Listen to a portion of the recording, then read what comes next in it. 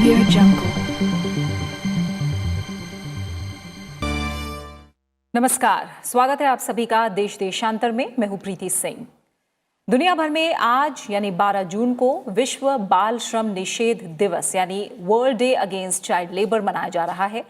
और इस बीच चिंताजनक बात यह है कि बाल मजदूरों की संख्या दुनिया भर में बढ़ी है और ये 16 करोड़ हो गई है। यह आंकड़ा 2 दशक में यानी 20 साल में पहली बार बढ़ा है।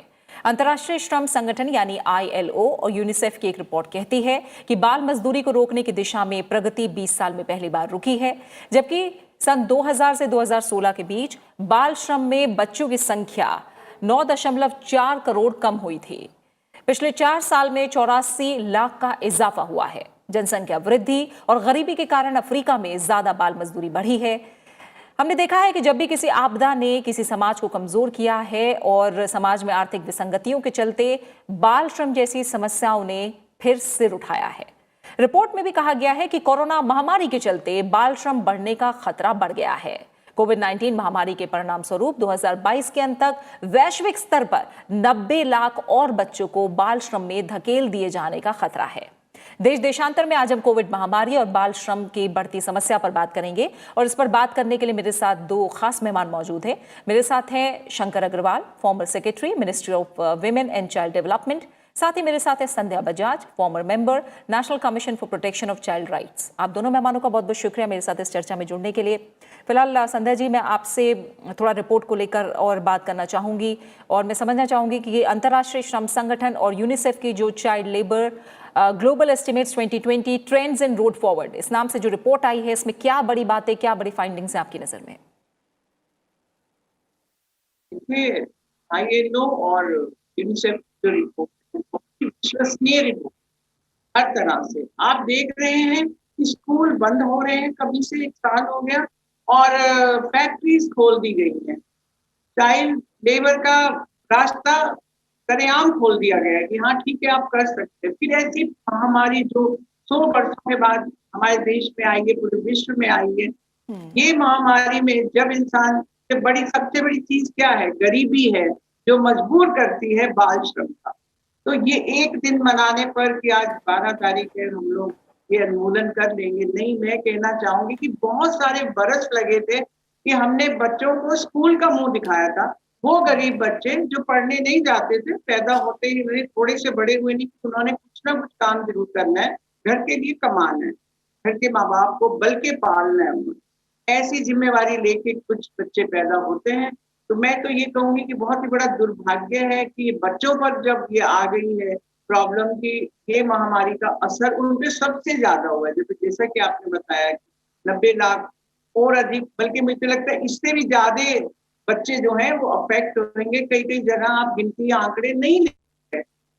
हमने इस सरकार ने भी बहुत कोशिश की, हमारे प्रधानमंत्री जी ने, कि बच्चों को अधिकार दिलाए जा सके, उनका रहने का, खाने का, शेल्टर का, पढ़ाई का, राइट टू एजुकेशन, सारे अधिकार जो हैं वो 0 हो चुके हैं ड्यू टू दिस कि बच्चों, ये महामारी में सबसे ज्यादा खतरे में जो लोग हैं वो बच्चे हैं।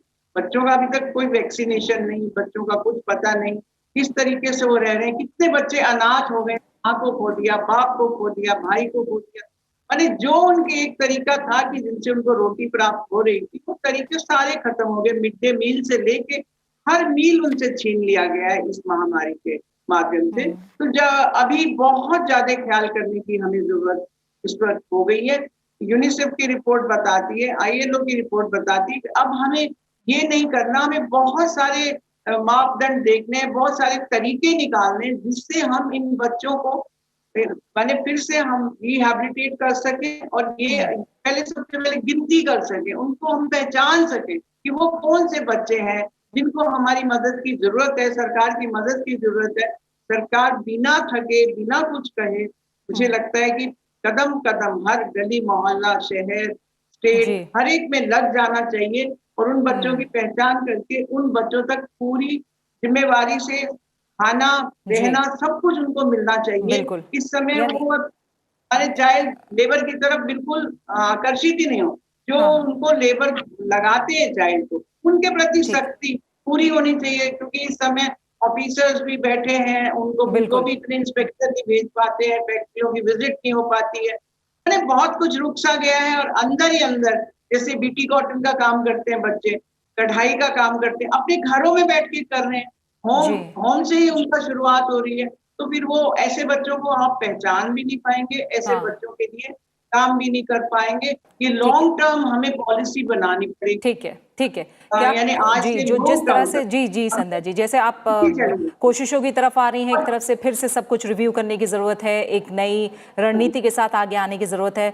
क्या कदम उठाए जा सकते हैं, क्या कुछ करना होगा, इस पर मैं आगे आपसे बात करूंगी, लेकिन थोड़ा सा हम इस समस्या पर और बात करते हैं। और शंकर अग्रवाल सर, रिपोर्ट को जब हम देख रहे हैं तो क्या बड़ी बात है, वो बात ये कही गई है कि 20 साल में पहली बार, यानी 2 दशकों में पहली बार जो बाल श्रम कम करने की दिशा में हम आगे बढ़ते जा रहे थे वो अवरुद्ध हो गया। और सन 2000 से 2016 के बीच बाल श्रम में बच्चों की संख्या 9.4 करोड़ दर्ज की गई।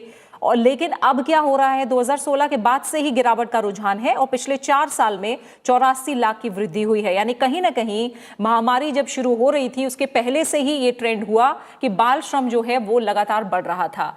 हम ग्लोबली भी बात करें और खासतौर से अगर भारत के नजरिए से बात करें तो कितना बड़ा संकट आप बाल श्रम का मान रहे हैं फिलहाल के सालों में? देखिए, बाल जो जो चाइल्ड लेबर है, ये किसी भी प्रकार से किसी भी परिस्थितियों में जायज नहीं ठहराया जा सकता है। और इसीलिए हम लोगों ने भी जो आईएलओ है, आईएलओ की जो रिकमेंडेशन थी उनको देखते हुए ये कोशिश की कि इस देश से हम चाइल्ड लेबर को समाप्त करें। इसीलिए एक नया कानून लाया गया जिसके अंदर 14 साल से नीचे के बच्चों को किसी भी प्रकार का लेबर करने के लिए मनाही की गई और लॉ में मनाही की गई, ये सब क्राइम। लेकिन पिछले जो आपने बताया कि करीब 4-5 साल से लगातार कुछ कुछ वृद्धि हो रही है, उसके 2-3 कारण है। एक तो जो ऑफ लेट पिछले 1-2 साल में जो ये हुआ है, उसका एक बहुत बड़ा कारण हमारा पैंडेमिक है। ये पैंडेमिक 100 साल में कभी एक बार आता है एंड समहाउ सबसे आसान तरीका ये होता है कि पैंडेमिक में हर चीज को बंद कर दिया। और बंद करने में सबसे पहला जो अगर आप देखेंगे किसी भी स्टेट गवर्नमेंट में कहीं भी आप देखेंगे तो स्कूल बंद कर दिए गए। जैसे ही आप स्कूल बंद करते हैं तो बच्चों की शिक्षा खत्म हो जाती है, चाहे फॉर्मल एजुकेशन वो मानी जाए चाहे इनफॉर्मल, क्योंकि बच्चे बहुत सारी चीज सीखते हैं अपने पीयर ग्रुप से, अपने बाकी बच्चों से, बाकी दोस्तों से। सेकेंडली उनको जो मिड डे मील का एक लाभ मिलता था वो लाभ मिलना बंद हो गया। तो उसकी वजह से जो बच्चे घर पे रह गए नेचुरली वो कुछ करेंगे, जो पेरेंट्स है उनकी आमदनी कम हो गई, तो छुपे छुपे चोरी से कुछ कुछ वो घरों के अंदर काम करने लगे, जैसे अभी आप बता रहे। तो नेचुरली जो चाइल्ड लेबर की संख्या में वृद्धि आई। अब आपने बताया कि करीब 2016 से लगातार वृद्धि हो रही है। उसका एक बहुत बड़ा कारण यह है कि जैसे जैसे वर्ल्ड बहुत ज्यादा कॉम्पिटिटिव हो गया है, तो मेनी ए टाइम्स कंपटीशन में आने के लिए कोशिश करते हैं कि हर कॉस्ट हमारी कम हो जाए, तो हमारी लेबर कॉस्ट भी कम हो जाए।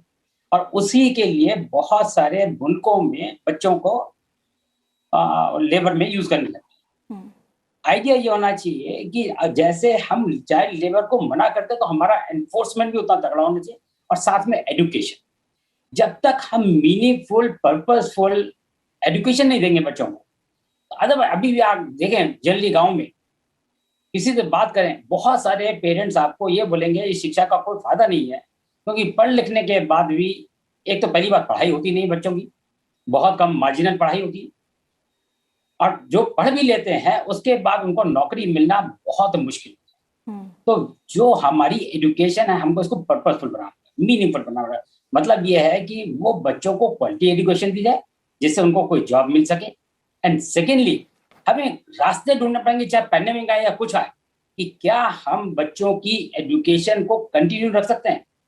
आई do not have any solution, because obviously जान जो है वो ज्यादा बड़ी चीज है बजाय की पढ़ाई के। लेकिन क्या हम कुछ ऐसा कर सकते थे कि जान भी ना जाए और बच्चों की पढ़ाई भी कंटिन्यू कर सके। इसके बारे में एक विचार करना चाहिए था, रादर देन इमीडिएटली सारे स्कूल्स कॉलेजेस को बंद कर देते।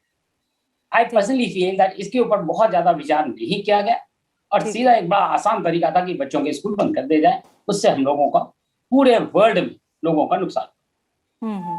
ठीक है यानी ये सीधे सीधे स्कूल से जोड़कर भी जो आप समस्या देख रहे हैं, ये पहलू भी बहुत गंभीर है। और कहीं ना कहीं जो मिड डे मील की आपने बात कही, और ख़ास तौर से हमने देखा है कि गांव और शहरों के बीच जो बाल श्रम की खाई है वो बहुत ज़्यादा है। 70% तक गांव में हम देखते हैं बाल श्रम होता है। ज़्यादातर जो खेती और कृषि के कामों में वहाँ ज़्यादा बच्चे जो हैं वो श्रम करते हमें नज़र आते हैं। तो कहीं ना कहीं ये जो स्कूल बंद होने का असर है वो गाँव में भी उस तरह से बहुत ज़्यादा पड़ा है शहरों के मुकाबले।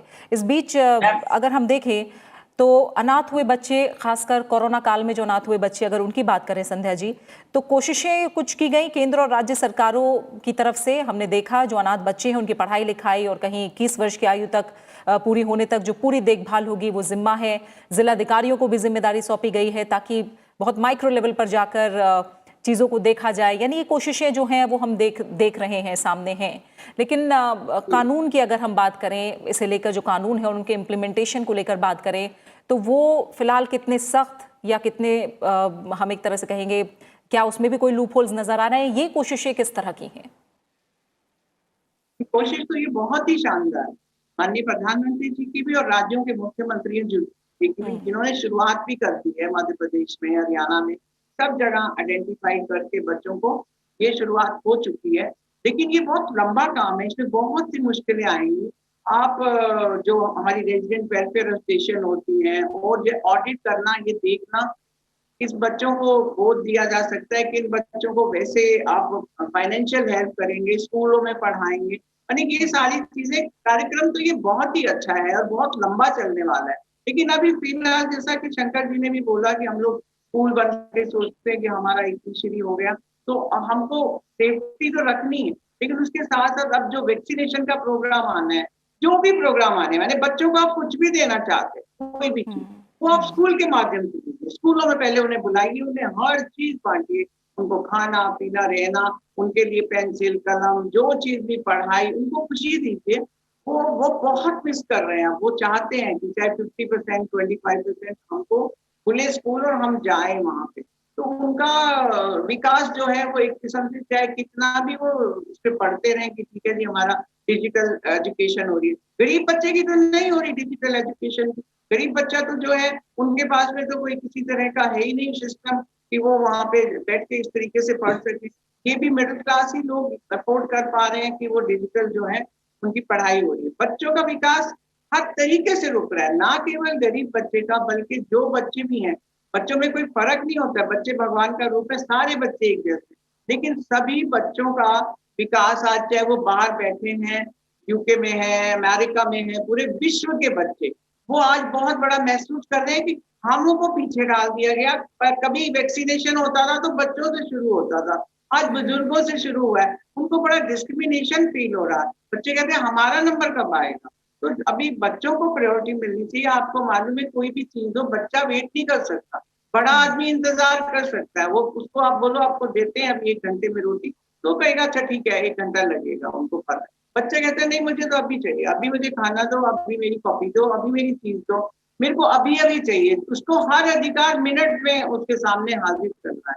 तो ये सब करने के लिए हमें बहुत, समाज को भी, लोगों को भी, सबको भूमिका निभानी होगी, तब जाके हमारे देश के बच्चे जो हैं वो उस अकॉर्डिंग जाएंगे। नहीं तो ये जो कह रहे हैं इतना आंकड़ा बढ़ेगा, आंकड़े तो बढ़ते ही जाएंगे अगर उनकी तरफ सही मायने में बड़ा सिंसियरली, बहुत ही ऑनेस्टली, हर तरह से ध्यान नहीं दिया जाएगा, तो ये बच्चे हमारे हाथ से निकल जाएंगे। फिर ये हमारे देश की यही रौनक है, यही जन्नत है, यही सब कुछ है। इन्होंने देश को अपने कंधे पे लेना है, तो वो कैसे आप आगे बढ़ेंगे? कैसे उन बच्चों को, जब उनको कोई अधिकार ही नहीं मिलेगा तो कर्तव्यों को भी भूल जाएंगे, क्योंकि कर्तव्य और अधिकार एक सिक्के के 2 पहलू हैं। जब आप उन्हें देते नहीं, ऐसी जिंदगी देते हैं कि वो ढाबे पे शोषण हो रहा है, उनका हर जगह शोषण हो रहा है, पैदा होते ही शोषण हो रहा है, तो वो जब बड़े होते हैं उनमें भी वही भावना बढ़ जाती है, उनमें वो बात नहीं आ पाती है। वो भी कहते हैं कि मेरा समाज ने शोषण किया। उन बच्चों में देखती हूँ बड़ी बड़ी भावनाएं होती हैं इस तरीके की, उनमें रिवेंज हो जाता है, उनको बहुत कुछ महसूस होता है कि नहीं समाज ने हमारे साथ में अन्याय किया।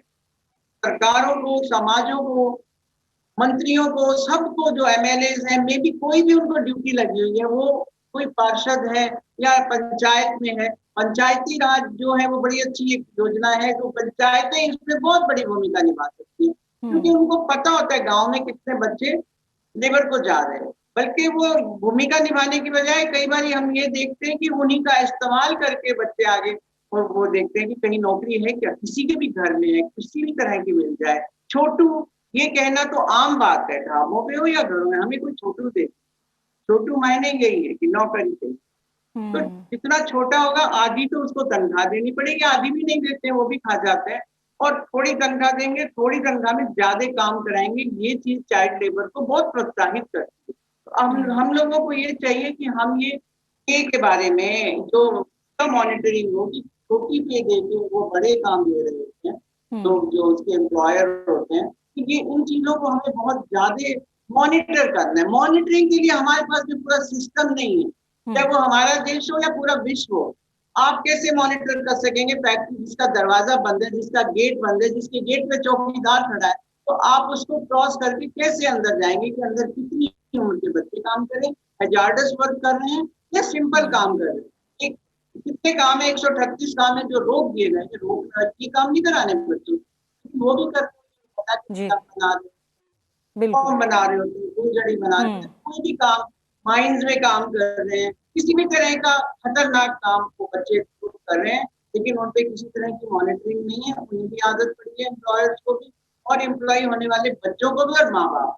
जब ये सारे बात करेंगे, ध्यान देंगे, तभी जाके समझ सकते। बिल्कुल, संध्या जी ने जो बातें कही हैं शंकर अग्रवाल सर, जाहिर तौर पर काफ़ी अहम है, क्योंकि अगर हम कानूनों की बात कर ले तो बहुत से कानून हैं भारत में। मैं देख रही हूँ संविधान का जो अनुच्छेद 24 है वो तो कहता ही है कि 14 वर्ष से कम आयु के किसी भी बच्चे को आप कारखाने या किसी भी काम करने के लिए नहीं उसको लगा सकते और ख़तरनाक काम में नहीं लगाया जा सकता। बाल श्रम पर राष्ट्रीय नीति है 1987, किशोर न्याय, बच्चों की देखभाल और संरक्षण अधिनियम 2015, तमाम कानून हैं। फेहरिस्त लंबी है इसको लेकर अगर हम कहें। लेकिन जिस तरह से एक छोटू शब्द का जिक्र किया संध्या जी ने यहाँ, क्या आप मानते हैं कि सरकारी प्रयासों से ज्यादा जो समाज की हमारी मानसिकता है वो भी कहीं ना कहीं बदलनी होगी इस चीज को लेकर? इसके बिना क्या हम आपको लगता है लक्ष्य पूरा करना एक तरह से नामुमकिन है?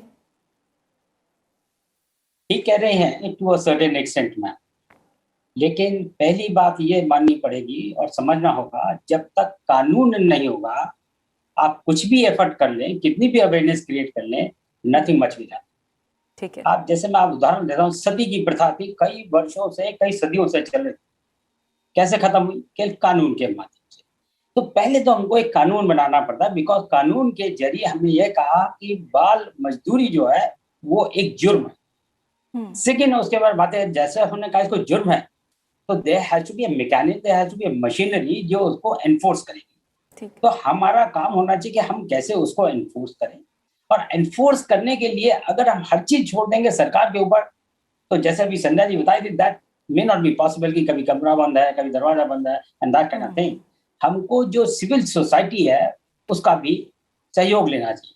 अगर सिविल सोसाइटी में अवेयरनेस क्रिएट करें और सिविल सोसाइटी का हम सहयोग लें, और एक बात ये भी आपको माननी पड़ेगी, ये कोई आदमी चाहता नहीं है नॉर्मली कि वो छोटे बच्चों से काम करवाए। वो दो ही वजह से कराता है, या तो उसमें गरीबी बहुत ज्यादा है, या जो बड़े बड़े जो कारखाने भी हैं वो इसलिए कराना चाहते हैं क्योंकि कॉम्पिटिटिव बनना चाहते हैं आसानी के लिए। तो अगर हमारा एनफोर्समेंट अच्छा है, अवेयरनेस हमारी अच्छी है, एंड सबसे ज्यादा हमको ध्यान देना पड़ेगा बच्चों के एजुकेशन। अगर बच्चों को खुद ये लगता है कि मेरा स्कूल जाना ज्यादा इंपॉर्टेंट है बजाय कि ये छोटा मोटा काम करने के लिए, कोई बच्चा ये छोटे मोटे काम नहीं करे, उसको लगेगा कि मेरे को स्कूल जाना चाहिए, मैं स्कूल जाके बड़ा कुछ काम करूंगा, चाहे ढाबे में काम करना है, पढ़ लिख के मैं ज्यादा अच्छा काम करूंगा, ज्यादा पैसा कमाऊंगा। हमें फोकस करना चाहिए only on those 2-3 things. First, enforcement of जो rules regulation and law. Number 2, हम शिक्षा पे ध्यान दें एंड क्वालिटी एजुकेशन करें। ये सब के शिक्षा के नाम पे सब लिटरेसी कर दी जाए, इसका कोई, we must provide good quality meaningful education to each and every child of this country, और वो उनका राइट भी है। देखिए उसके लिए बहुत फोकस और बहुत अटेंशन देना पड़ेगा, जिससे कि हर बच्चा जब अपना क्लास 12th भी अगर पास कर लेता है तो ये फील करे कि मैं अब अपने निर्णय गुण दोष के आधार पर ले सकता हूँ, अपना कुछ कंट्रीब्यूशन कर सकता हूँ सोसाइटी के लिए। और जब मैं सोसाइटी के लिए कंट्रीब्यूट करता हूँ तो अपने लिए और अपने परिवार के लिए पैसा भी कमा सकते हैं। तो ये ठीक है। हमको करना पड़ेगा and it is taking a little bit of time. पर ये कहना कि साहब हमारे कानून से कोई फायदा नहीं हो रहा, I do not agree with that, क्योंकि जब तक कानून नहीं होगा, that's the base, that's the foundation, उसी के ऊपर बाकी सब चीजें आगे बढ़ेंगी। ठीक है। और संध्या जी, जिस तरह से तमाम कोशिशों का जिक्र आप और शंकर सर दोनों कर रहे हैं, उसमें हम देख रहे हैं कि कोरोना बहुत बड़ी चुनौती है। ठीक है, स्कूल बंद करने का फैसला जो लिया गया, आप लोग मानते हैं वो गलत है, लेकिन आगे किस तरह के एक्शन प्लान की फिलहाल हमें ज़रूरत है? क्योंकि चुनौतियां हैं, खतरा बहुत है, बच्चे हैं, हम जानते हैं आगे तीसरी लहर की भी आशंका है। तो तमाम चीज़ों को देखते हुए आपको क्या लग रहा है, किस तरह का एक्शन प्लान अभी हमें ज़रूरत है इस चीज़ के लिए? सबसे बिल्कुल गलत है, लेकिन ऐसा है कि थोड़ा माने कम बच्चे आए हैं, लेकिन आना चाहिए, क्योंकि बच्चों को भी ये चाहिए। ये जो महामारी आई है, हम इसी तरीके से अभी जैसे तीसरी लहर का सुनते हैं, अभी से दहशत है, बच्चों में भी है, बड़ों में भी है। जब दहशत होगी तो उसमें क्या पढ़ाई होगी और क्या कुछ काम किया जाएगा, क्या खाना खाया जाएगा। अभी जो चाइल्ड लेबर की बात हम कर रहे हैं, उस हिसाब से तो हम लोगों को ये सब करना चाहिए कि उनको बहुत इंसेंटिव मिलनी चाहिए। ये जो स्पेशल टाइम है, ये महामारी जो आई है, इसमें ये नहीं सोचें कि हमने कई स्कूलों के कितने गरीब स्कूल हैं, कुछ सरकारी स्कूलों में तो नहीं है फीस, लेकिन बहुत से ऐसे भी बच्चे हैं जो अभी भी फीस भी भरते हैं और उसके बावजूद उनके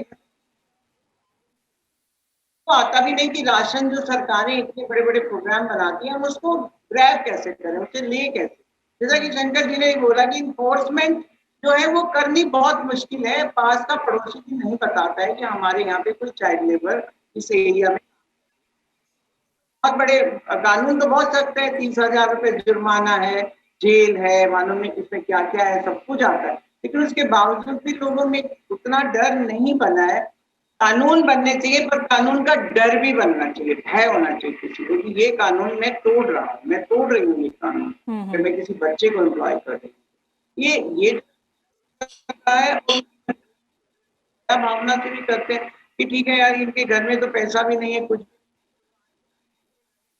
माँ बाप खेतों में काम कराते हैं, हमारा राइट है, हमारी रेडी पे काम करेगा, हमारे छोले भटूरे बेचेगा, तो चाहे छोटा भी है तो भी करेगा चाइल्ड लेबर। तो ये टेक्निकल काम समझ के वो यही कहते हैं। एक बात ये भी कि हाँ जी, पढ़ेंगे तो कौन सी कुछ तो सीख जाएंगे, कुछ तो कमाना सीख जाएंगे, अपनी रोटी तो खा पाएंगे। इस तरीके का माहौल बनता जा रहा है। ये हमारे लिए बहुत दुर्भाग्य का विषय है। हम लोग को बच्चों को किसी भी तरह से पढ़ाई की तरफ धकेलना है। और वो दिन भी थे कभी कि बहुत इंसेंटिव मिलते थे। मैंने वो टाइम भी देखा है जब बच्चों को बल्कि एक आना दिया जाता था कि तुम स्कूल आए हो, तुम पैसे ले जाओ 10 पैसे। आज बच्चे अपने माँ बाप से ये सुन रहे होते हैं कि नहीं हमें तो फीस भरनी है तुम्हारी, वो भी माँ बाप पैसे नहीं है, और वो उठा रहे हैं। मैं यही कहना चाहूंगी, अगर हम समाज में सुधार लाना चाहते हैं तो आज स्कूलों के माध्यम से बच्चों को हर चीज प्रोवाइड करें। भैया तुम्हें चाहिए क्या, वही चीज हम तुम्हें दे देंगे, तुम स्कूल आ जाओ। एक बार स्कूल आओगे तो सब कुछ मिलेगा, तो बच्चों में एक बहुत बड़ी भावना आएगी, स्कूल उन्होंने जरूर जाना है। वो वेट करेंगे कब रात खत्म होगी, सवेरा होएगा और मैं स्कूल जाऊंगा, मैं स्कूल जाऊंगा। ये सुबह सवेरा होएगा भी तब जब हर बच्चे को एक ललक होएगी कि उनको में एंजाइटी होएगी कि मुझे स्कूल जाना है, उसी में उसको खुशी मिल रही होगी। अब खुशी नहीं मिल रही है, उनको ये लग रहा है कि हमारे पेरेंट्स भी पिछड़े हैं, हम भी कुछ उनके लिए एसेट नहीं बन रहे हैं, हम भी कुछ कमा लेते हैं। मैं जब एनसीपी सदस्य थी, मैं उस समय टूर पे गई थी जलपाईगुड़ी की तरफ, तो वहां पे लेडी आई और कहने लगी कि बहुत दिन हो गए यहाँ कोई एजेंट ही नहीं आया हमारे बच्चों को जो ले जाए। हद हुई, तुम एजेंट ढूंढते हो बल्कि हमारे बच्चों को कोई ले जाए। तो मैंने इस तरीके का क्यों, क्योंकि उनके घर में रोटी नहीं है, गरीबी है, तो वो लोग कहते हैं कि हम तो इंतजार करते हैं वो कब आएंगे, वो तो आते नहीं। हमें तो लगा कि शोर मचा हुआ है, कुछ एजेंट लोग आए। तो ये जो बाहर से इतना ट्रैफिकिंग होती है चिल्ड्रन की, चाइल्ड लेबर में वही धकेले जाते हैं जो सो कॉल्ड मामा बन के पहले वहां चले जाते हैं, उन गाँव से खींच लाते हैं बच्चों को, वहां मेट्रोपॉलिटन सिटी में आके लगाते हैं। मैंने जिस भी बच्चे का बयान लिया, कौन लाया है यहाँ जी, हमारा एक मामा है वो हमको लेके आया है। तो मैं तो पता नहीं कितने सारे मामाज घूम रहे हैं, उन पर कोई कार्रवाई नहीं होती, कोई भी ट्रैफिकिंग करते हैं। तो कानून कहाँ जाता है उस समय जब वो 10 बच्चों को लेकर ट्रेन में बैठा होता है, ठीक है। तब कानून क्या करता है? बिल्कुल, क्यों नहीं बिल्कुल रेलवे संजय जी। स्टेशनों पे मॉनिटरिंग रहती कि कोई हाँ। भी कोई बच्चों को क्यों लेके यहाँ से जा रहा है? हाँ, ठीक उन्होंने भी बात है। अपने एरियाज चिन्हित किए हुए हैं कि यहाँ से बच्चे मिलेंगे और वहाँ लगेंगे। इस तरीके से उनका पैसा तो बनेगा। कहीं न कहीं बिल्कुल, जब और कहीं न कहीं यही बच्चों का शिकायत दिल होती है कि कोई न कोई ज़रूर है, मिली भगत है, इसलिए जो रोक होनी चाहिए वो नहीं है। इस तरह की भी बातें सुनने को मिलती हैं। शंकर सर, संयुक्त राष्ट्र ने 2021 को बाल श्रम उन्मूलन के लिए अंतर्राष्ट्रीय वर्ष घोषित किया और 2025 तक बाल श्रम की जो कुप्रथा है उसे समाप्त करने के लक्ष्य को पूरा करने के लिए जल्द से जल्द कार्रवाई की जरूरत पर जोर दिया। लेकिन क्या लग रहा है कि 2025 तक अभी हम इसे क्या दूर की कौड़ी माने? और क्योंकि कोरोना महामारी ने सब कुछ बदला है, अब हमने देखा दोबारा शहर से गांव की तरफ लोग लौटे हैं। और जिस तरह से संध्या जी ने इतनी डिटेल में हमें बताया कि किस तरह की समस्या है, गरीबी का चक्र है, स्कूल बंद होना, आप मानते हैं कि तमाम एनजीओ जो काम कर रही हैं, जो संगठन काम कर रहे हैं, उनके साथ सरकार को मिलकर एक कॉम्प्रिहेंसिव, एक इंटीग्रेटेड अप्रोच अपनाने की जरूरत है और ज्यादा से ज्यादा गांव पे फिलहाल फोकस करने की जरूरत है अगर हम बाल श्रम को खत्म करना चाहते हैं? तो फाइनल कमेंट आपका जल्दी से। बिल्कुल ठीक कह रही है मैडम। पहली चीज जैसे बात हुई थी, ये तो एनफोर्समेंट और उसमें सिविल सोसाइटी का सहयोग लिया जाए। दूसरी चीज जो आपने कहा, एनजीओ और सिविल सोसाइटी के माध्यम से हम जो बच्चे हैं उनको अच्छा एडुकेट एंड स्किल करने का भी प्रयत्न करें और अवेयरनेस भी रखें कि बाल मजदूरी नहीं हो पाए। एक और बात करनी पड़ेगी, we have to look forward. हम क्या करते हैं कि हम मार्जिनल इंप्रूवमेंट लाने की कोशिश करते रहते हैं लगातार। ठीक है, हाँ, technology can play a very very important. अभी जो महामारी में, पैंडेमिक में सबसे बड़ी जो कमी देखी गई, और जो भी आप बात कर रहे थे कि गांव में गरीब लोगों के बच्चे ज्यादा सफर किए। क्यों सफर किए? एक तो उनके पास टैबलेट नहीं, उनके पास कोई ऐसा डिवाइस नहीं है कि वो डिजिटल माध्यम से एजुकेशन प्राप्त कर सकें। एंड सेकेंडली, जहां वो लोग रहते हैं वहां कनेक्टिविटी इज वेरी पुअर। हमको हर संभव प्रयास, नॉट ओनली संभव, we have to ensure that each and every village in this country is connected with good quality broadband, जिससे कि बच्चों को, और बच्चों का जो ब्रॉडबैंड का खर्चा है वो मैं समझता हूँ कि सरकार को वहन करना चाहिए as far the education is करना। अगर हम लोग पेंडेमिक में ये इंश्योर कर लेते कि हर घर में कम से कम एक डिवाइस दे दी जाए और ये इंश्योर कर लिया जाए कि उनको ब्रॉडबैंड की क्वालिटी अच्छी है, और साथ में हम कोशिश ये भी करते कि जहां भी संभव हो सके और जैसा भी संभव हो सके वो स्कूलों में स्टैगर करके, तो स्टैगर करके कि शुरू में 2 घंटे के लिए कुछ बच्चों को लाए, फिर 2 घंटे में कुछ बच्चों को लाए, कुछ ना कुछ तो एजुकेशन मिलती है। And I am quite confident, अगर हम प्रयत्न करते और करेंगे तो naturally large number of students can be educated properly and meaningfully. बिल्कुल, हम टेक्नोलॉजी को जब तक, आप देखें बहुत सारे बच्चों के या पेरेंट्स के पास स्मार्टफोन है, लेकिन क्या होता है, स्मार्टफोन एक है पूरे परिवार में। अगर हम एक और एडिशनल स्मार्टफोन 8-10 हजार रुपए का आएगा और गवर्नमेंट अगर प्रोक्योर करेगी तो और सस्ता आएगा। खर्चा बहुत ज्यादा नहीं है, एक विल होना चाहिए था और कहते हैं कि हम देंगे। टेक्नोलॉजी का भी सही तरह से इस्तेमाल कहीं ना कहीं बाल श्रम को रोकने में मदद कर सकता है। फिलहाल समय की कमी है, माफ कीजिएगा शंकर सर, आपको यही रोकना होगा। संध्या जी, आपका भी फिलहाल बहुत बहुत शुक्रिया। तो कहीं ना कहीं कोरोना महामारी ने बाल श्रम के खतरे को बहुत ज्यादा बढ़ाया है, तो एक तरह से हमें तमाम प्लानिंग के रिव्यू करने की जरूरत है ताकि इस पर नए सिरे से एक्शन प्लान बनाया जाए, नए सिरे से सोचा जाए और जो लक्ष्य 2025 तक इस कुप्रथा को खत्म करने का है उसे हासिल करने की दिशा में तेज रफ्तार से आगे बढ़ा जाए। फिलहाल देश देशांतर में इतना ही। अब अपना अच्छे से ख्याल रखिए। नमस्कार।